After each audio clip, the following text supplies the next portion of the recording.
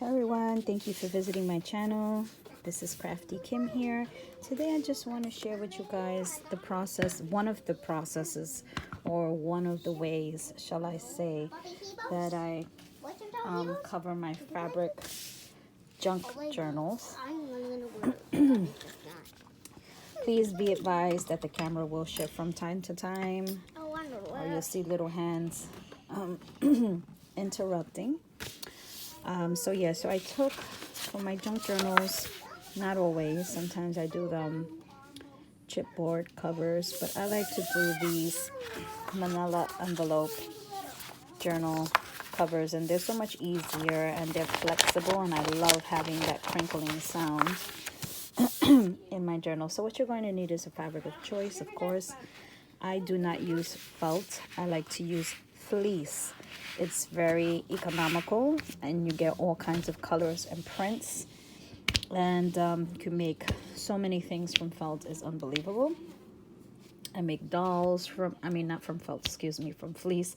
I make dolls from this material, blankets, journal covers, pages. You can even make, for I've done in the past, pages with fleece as well. So fabric of choice, and because it's a dark pink, and I think I want to kind of lighten up the pink. I do have light pink. I just too lazy to go in to my stash bin of fabric and take it out. So I think I'm gonna add this to it to kind of lighten that pink up.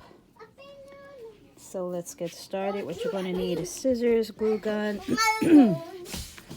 and then you have the decision of, on the inside, do you want to add an extra piece of fleece on the inside or the same piece of fabric, or do you want to add paper? I've done both and both has worked out fine for me. So I'm just checking to see which side would I prefer, because they are slightly different, and I think I'm going to use this as my inside. So now you could use, I know a lot of people use fabric tack or whatever the case may be. I just use a good old hot glue gun. And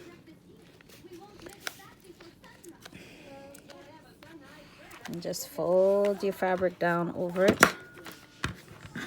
Oh gosh, the wire is all tangled here.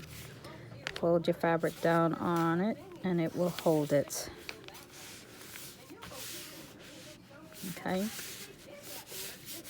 Super easy, super simple. Turn it upside down. Sorry, I keep kind of clearing my throat, but I just finished eating my dinner.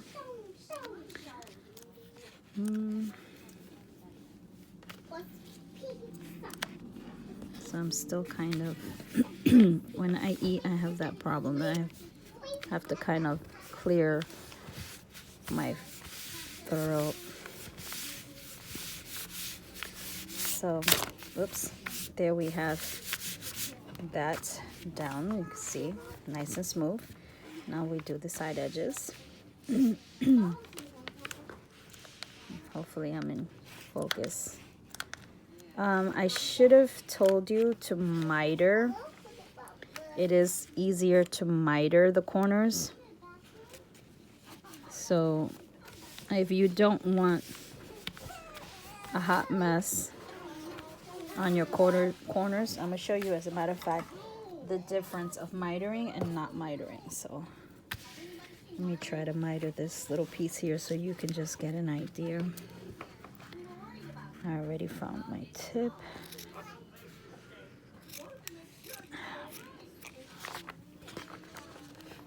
But because I'm gonna use the lace underneath, it really doesn't bother me to have the mitered or not mitered.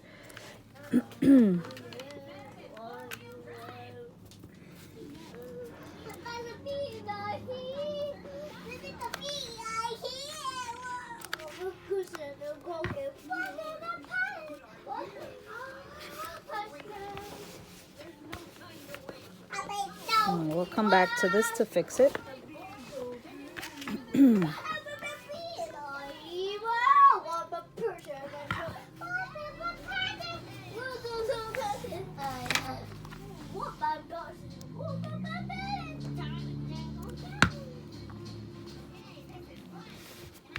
Okay, so now you can see it's completely easy, smooth. You could iron your fabric if you want before doing this. You could do it after, but I noticed with time they eventually kind of lose their wrinkleness. Okay, so now you see we have this side which is mitered, this side which isn't. So I'm just gonna cut the excess off of both sides so you can see what you prefer. And again, like I said, because I'm gonna put fabric on the inside or trim, it really doesn't matter, to me anyway. You know, everybody do their junk journal, have their style, and everyone's different. Some people like for slight imperfections to show, because it just shows more that it's a handmade item. Some people are super bent on having it a total finished look. Me, it's either or, you know. Especially if it's a junk journal, then sometimes those imperfections makes it more interesting. So we have corners here that are not mitered and mitered corners. They kind of look the same. If I was to trim this a little better, which I didn't, kind of looks the same to me. So it really doesn't matter, at least in my book anyway. Okay, so now I gotta determine which is the side. On this lace, sometimes it's hard to decide which is the top and the bottom. So I'm assuming that I have the right side down. And I love working with these lace fabrics. I do a lot of projects because I'm super into shabby chic and vintage. So a lot of projects you'll see with the same lace. A lot of the boxes and things that I create is done with this lace. I do destash them sometimes. I was going to put them up in my Etsy shop, but I'm not sure if people would even be interested.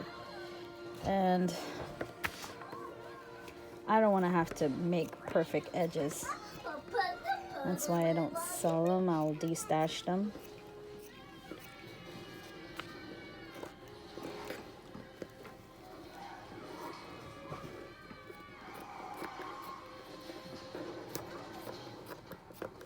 So I'm just trimming off. I don't think I was on camera, but I'm just trimming off next excess piece. And so now we do the same step. We're going to glue down the top, the bottom.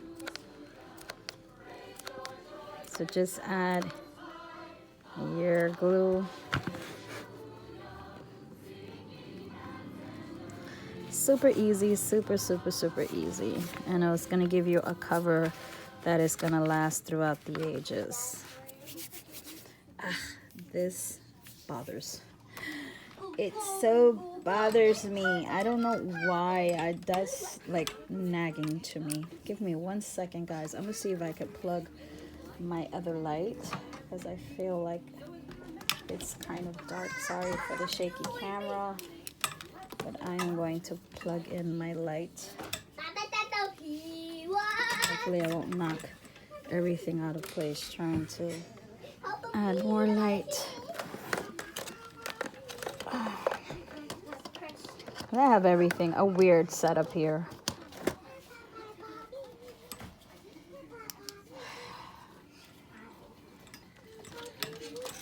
I have a very small workspace. So sometimes it's like,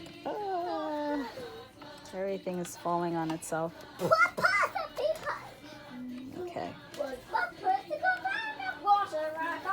So now we've done that side. I'm going to do the same process. Turn it upside down. Add our glue.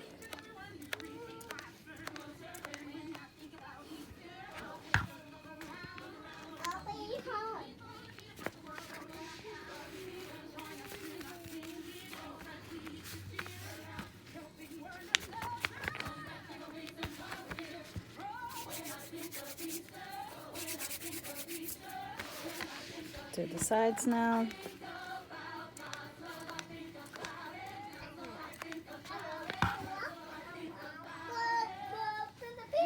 Whoops, I got burned there. Try not to burn yourself.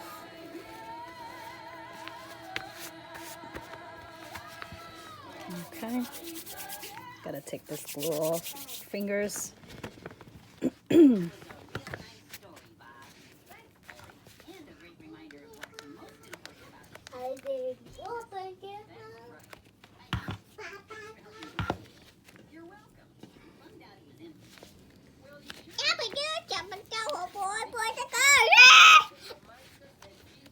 This is hot.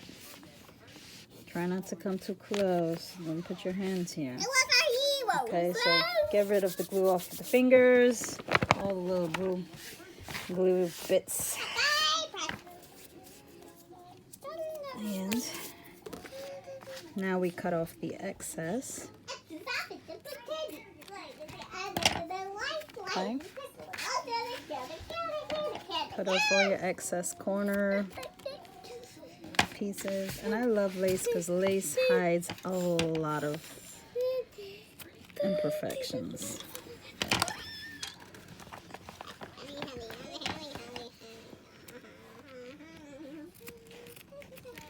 Okay, so now this is what we have. Now we have the choice of adding an extra piece of fabric down on the inside, or you can add paper. Paper will do well on this too, and it'll cover. If you cut it, take a 8.5 by 11 sheet of paper, fold it in half.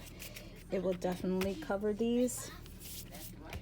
So the option is up to you, but this is what our cover looks like. How neat and perfect is this cover, guys.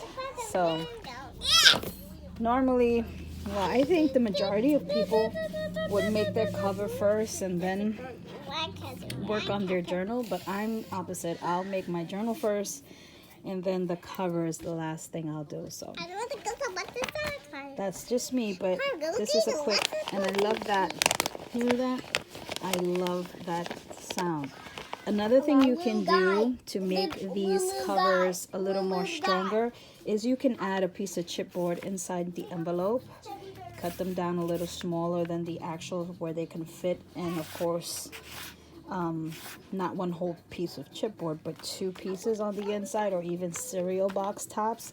You slip them inside here, you'll have a super hard cover. But me, I feel like this is good enough. Honestly, I think that this is strong enough. You're gonna have the bulk of the junk journal itself anyway. So this is just a quick little how-to video, and then you can of course embellish on top, add some trims or whatever you want on it to give it that you touch. So thank you guys for watching, and I'll see you in my next video. Bye.